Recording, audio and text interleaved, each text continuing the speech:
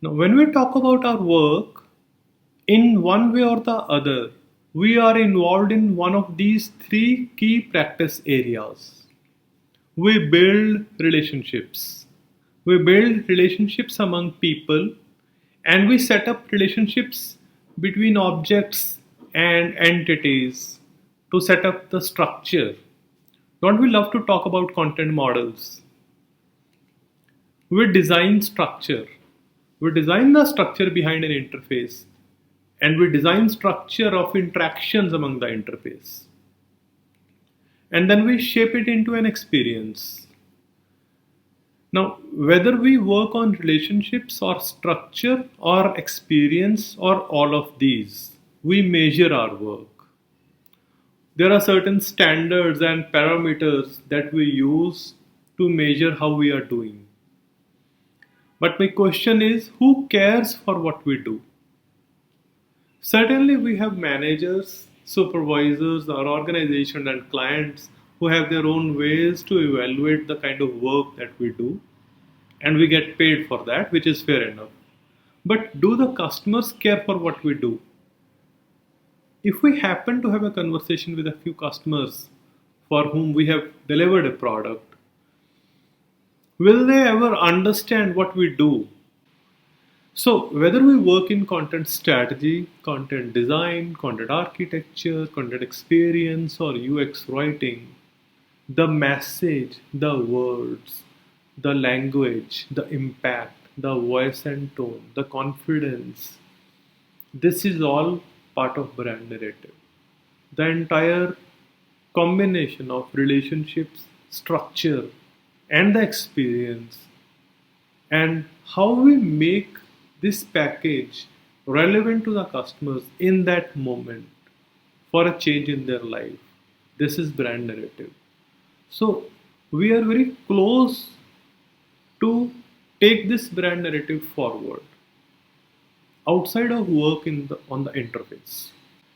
The softest target are culture and silos. In general and as a practice, we have our own constraints. We have some standards to meet. We have some metrics to achieve. We have some spreadsheets to fill.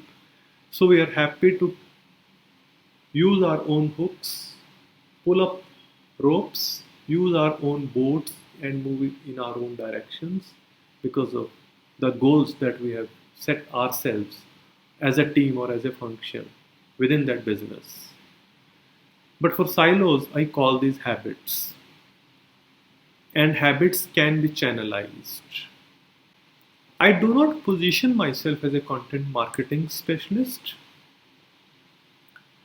but so many times it happens that agencies or product leaders approach me for content marketing consultancy services.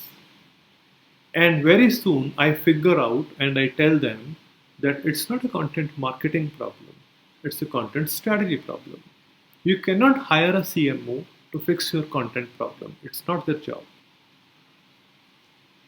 Interestingly, a few times it happened that if a leadership approached me for a content strategy problem, it was not a content strategy problem, it was a brand narrative problem. How do we start a content strategy project? We start with what the brand is trying to do, for whom, for what kind of goals, what kind of plans do they have, what are their strengths, what kind of market they know. So there are a lot of what, why, how, for whom involved in this process. This is how many content strategy kickoff meetings happen. But actually, this is where brand narrative starts. So, most of the time, a content strategy problem is actually a brand narrative problem. As content practitioners, we know how to find our ways sooner or later.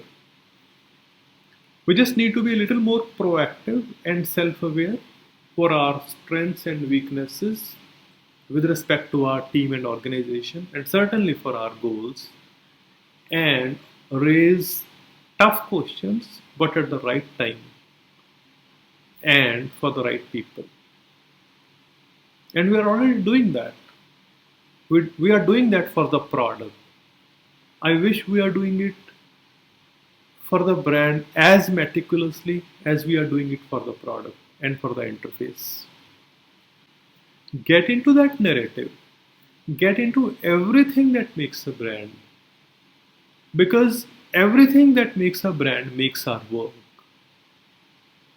So our work is an extension of brand narrative, which means that content strategy is an extension of brand narrative.